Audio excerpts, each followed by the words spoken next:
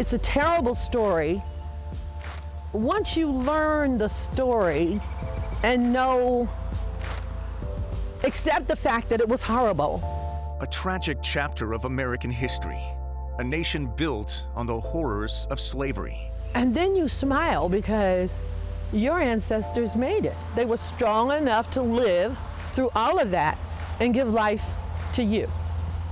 A life still built on hope, still built on the American dream. Celebrating Juneteenth, a time of reflection and rejoicing, on this edition of Let's Talk Cincy. From WLWT, this is Let's Talk Cincy, presented by Western and Southern Financial Group. Put our financial strength behind you. Hello everyone, I'm Curtis Fuller and welcome to Let's Talk Cincy. America was founded on the principles of freedom, but also was built on the backs of enslaved Africans. President Lincoln issued the Emancipation Proclamation ending slavery on January 1st, 1863. But the news took more than 2 years to reach enslaved people down in Texas. Greater Cincinnati and the nation celebrate Juneteenth, marking that moment in American history. But why did the message of freedom take so long to be delivered? We asked Christopher Miller from the Freedom Center to explain. Juneteenth commemorates the effective end of slavery in the United States. I would like to say that Juneteenth reflects an essential milestone towards freedom within the American narrative. The story of Juneteenth begins in Galveston, Texas, where General Gordon Granger rides into Galveston with 1,800 Union troops. The majority of these troops are Black men. Surely should not be omitted with that understanding. So you can imagine enslaved people there watching these troops come in, and many of them being men of color that are coming in on horses and uniforms, armed, bringing news of General Orders Number 3, which brings about liberation to those who are enslaved in the state of Texas. And so, yes, this is 2.5 years after the signing of the Emancipation Proclamation, but it's understanding that, when this was signed, Texas was a state of the Confederacy. It was not a part of the United States. The General Orders Number 3 solidified emancipation for those that were enslaved in that state, but there was also 2 other general orders. That were General Orders Number 4 and General Orders Number 5. General Orders Number 4 eradicated all Confederate legislation, meaning that whatever was the legislation in that state, in the state of Texas, Confederate legislation, that is now null and void. And so this is now U.S. jurisdiction. It's to note that Texas would not be readmitted into the Union until 5 years later, into 1870. And then General Orders Number 5 talked about the cotton, about all the cotton that needed to be turned in, because of many of the slaveholders were actually migrating throughout the entire state of Texas to elude giving up their property, these men, women, and children, because they knew that word was coming. And so a lot of the labor was still being done, and cotton was king, and there was a great deal of cotton that had been accumulated in the state of Texas that needed to be accounted for. We must understand that there is still a war at hand between the Confederate States of America and the United States of America. And so that war would not come to an end until April of 1865. And so even with the signing of the Emancipation Proclamation in 1863, that did not change anything for those individuals who were enslaved in these Confederate states. They were still under the tyranny, the cruelty of a system of enslavement. And so it took military force to bring about an end of that. And so that 1865, June 19th, symbolizes that military force, that military presence that was needed to bring about an end to chattel slavery there in the state of Texas, but also those other Confederate states. It had to be military force, military presence was essential to bringing about an end of that. And what proceeded after that was, if you can imagine, the humanity of it is a celebration. And so that's the legacy that stems down. You know, beginning in 1866, newly freed blacks in Texas held parades, gatherings in parks, barbecues. They gave speeches in remembrance of liberation. Some of the older community members who were once enslaved were honored at these events. And so that tradition, it sparked a tradition that went throughout the entire state of Texas, and it went beyond the Texas borders, because across the nation, state after state identified there needs to be some type of date where we do celebrate this milestone. And in 2006, the state of Ohio did acknowledge Juneteenth as a holiday. And so leading up before the national observance, 47 states acknowledged Juneteenth as a holiday before it became a federal observance day. The yeas are 415 and the nays are 14. The bill is passed. Significant, it's worthy to be celebrated as a national milestone, not only because of the historical value, but also the cultural value. Because let's think about the humanity that is involved. What took place at Juneteenth in gatherings was also families would try to reunite. See, enslavement separated families, mothers from their children. Juneteenth was an opportunity to repair the damage that had been done by enslavement. And so yes, it's an opportunity for us to be with our family, to celebrate, to enjoy the humanity and freedom that we all should enjoy. But also it's a reminder that we have a legacy in history that shows that there were many generations, there were many families that did not enjoy the liberties that we enjoy today.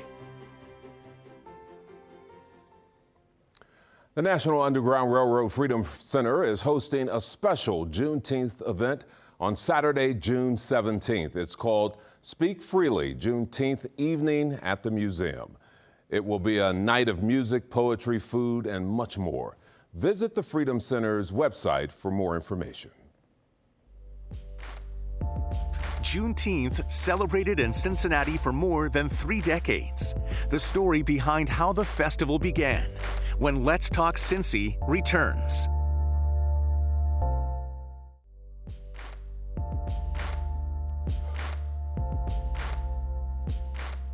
Welcome back, everyone. Juneteenth celebrations in Cincinnati date back to the late 1980s, with the first festival happening at Daniel Drake Park over in Kennedy Heights. Lydia Morgan was there at the very beginning. She says the idea was born out of a trip she took to Arizona, where a chance meeting with a stranger launched Juneteenth Cincinnati.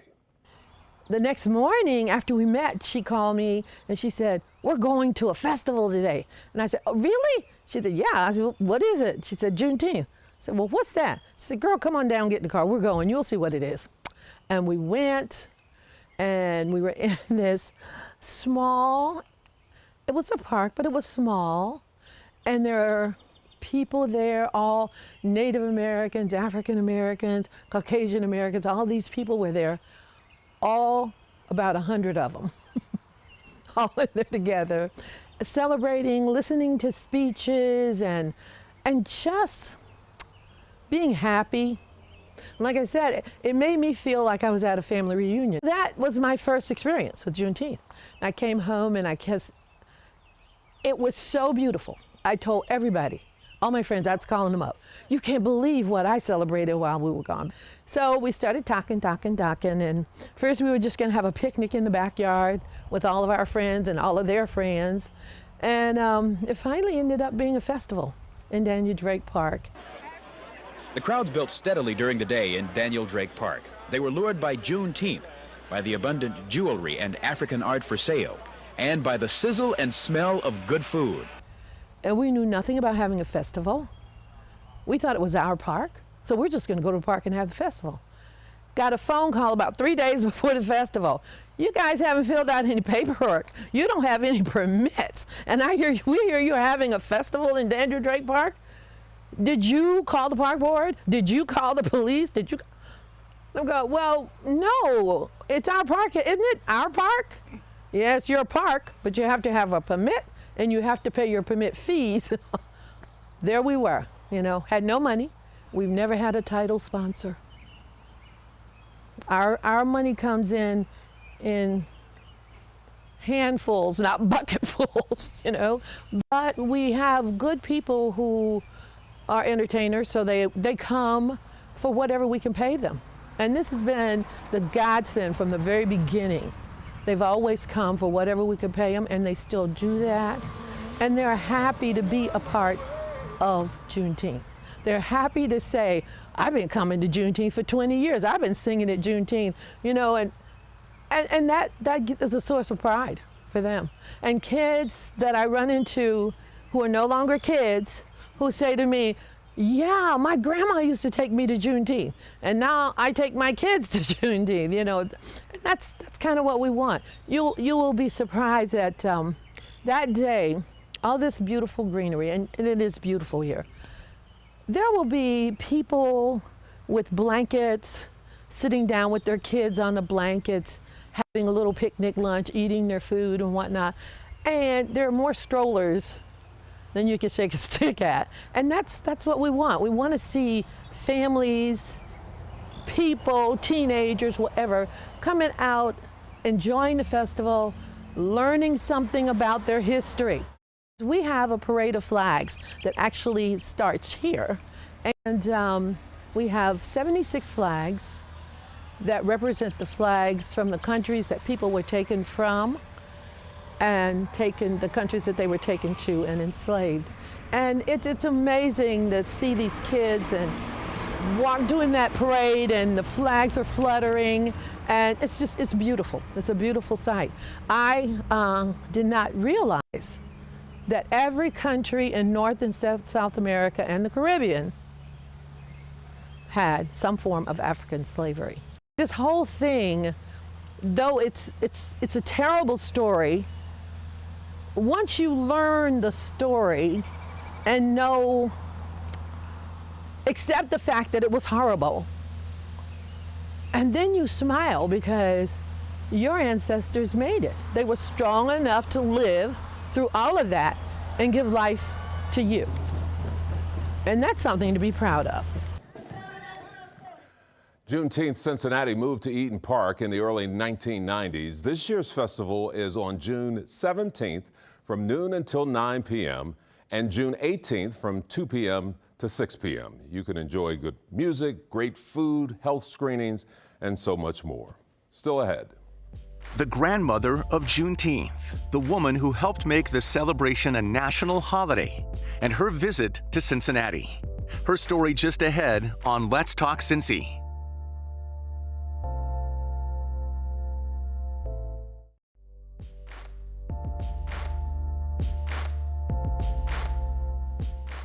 If you ever needed an example of the power of one, I want you to consider the story of a former Texas school teacher whose passion for history and the truth sparked a movement heard all around this nation. Opal Lee is now 96 years old. She is a remarkable woman. And trust me, when Opal Lee speaks, people listen.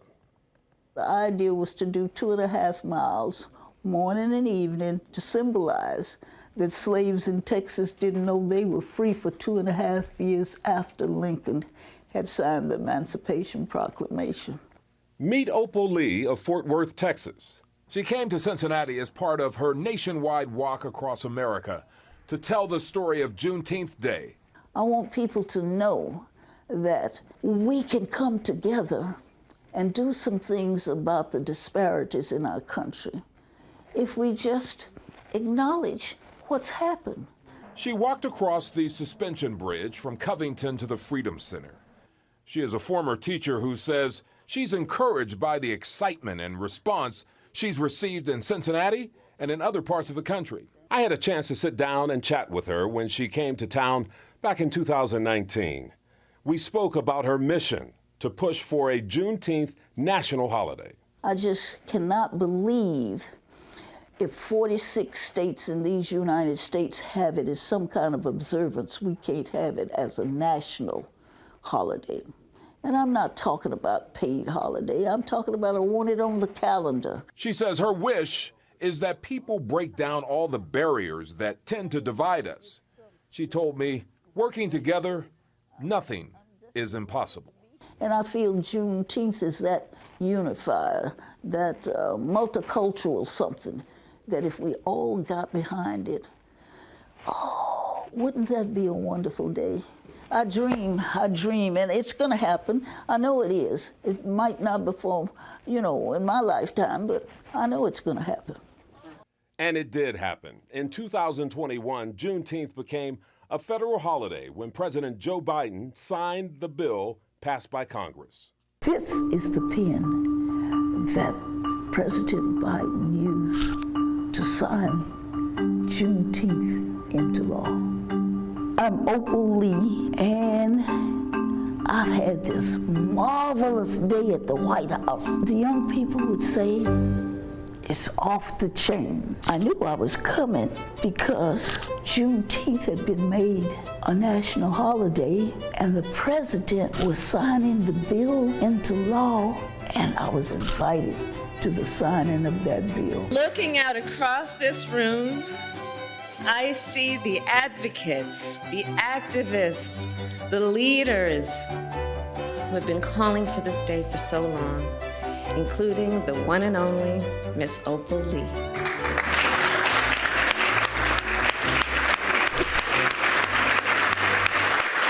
Over the course of decades, she's made it her mission to see that this day came. She's walked for miles and miles, literally and figuratively, to bring attention to Juneteenth, to make this day possible. You cannot imagine how joyful, how humble, how magnificent the whole thing has been. There may be some of you who don't know what Juneteenth is. The enslaved in Texas were told they were free for 2.5 years after the Emancipation Proclamation freed them. They'd watch in their churches and they'd pray for freedom to come. And it finally did. When General Gordon Granger and 7,000 colored troops from New Jersey and New York made their way to Galveston, Texas. And he read General Order Number 3 that said all slaves are free. When those people came in from their labor and somebody read that to them, we started celebrating, and we've been celebrating ever since. Juneteenth is not a Texas thing. It's not a black thing. We're talking about freedom for everyone.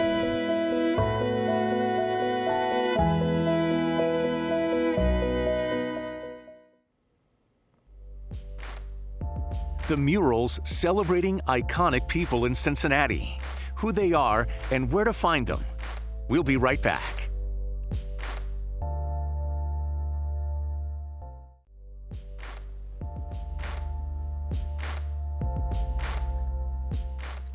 Last summer, Artworks organized a group of talented artists to paint murals of important civil rights leaders in Avondale's history.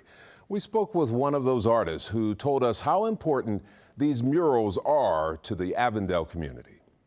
When they first asked me to do this mural last year in 2022, I was ecstatic, one, because I had never been offered to do like a mural project on my own before, but also I was happy to come back to this neighborhood and work again, because my first project was in the Avondale community, and I got to learn so much about the people here and how friendly they were, but also like realized the struggles they had in this community and how much it mirrored from where I was back home. So I was able to take a lot of my own experiences and bring it here because they mirror each other a heck of a lot. Ted Berry, the guy who's behind us, was the first Black mayor of Cincinnati. He was also on the board for the NAACP back in the day.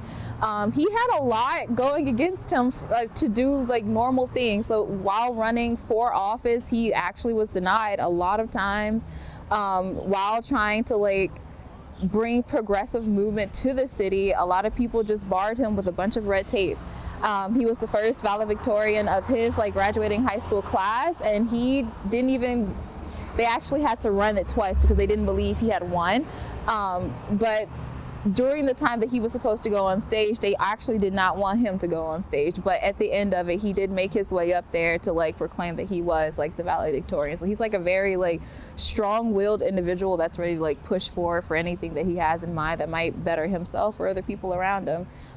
Marjorie, she took over for one of the news outlets here that her husband started up, and she had been running it for 30 years before she sold it, and she was one of the first Black women to really be a part of a head of a news outlet. Artie and Annie Matthews, they opened a cosmopolitan music school here in Cincinnati, and it was Black owned. They raised a bunch of funds for the kids to actually go to school there. And also they did a bunch of fundraisers to get materials in the school so students didn't feel like they were without.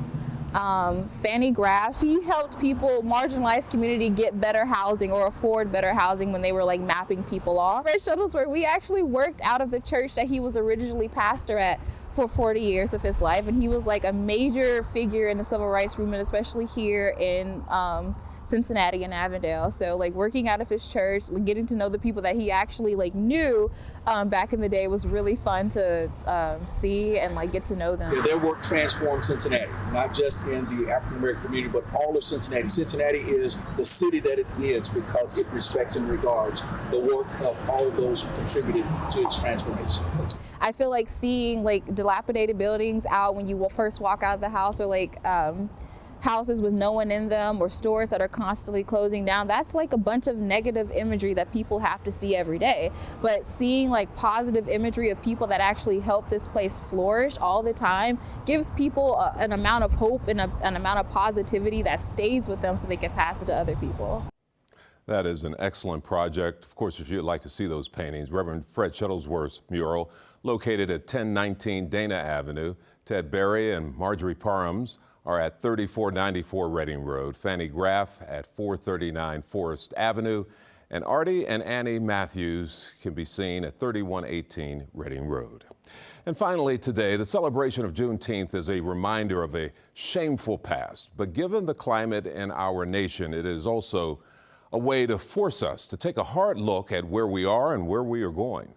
I was reminded of the wonderful poem by Maya Angelou, one of my favorites on the Pulse of Morning. She said, "History, despite its wrenching pain, cannot be unlived, but if faced with courage, need not be lived again. The horizon leans forward," she says, offering you space to place your new steps of change. Well, that does it for the program. Thanks for joining us. I'll see you next time on Let's Talk Cincy.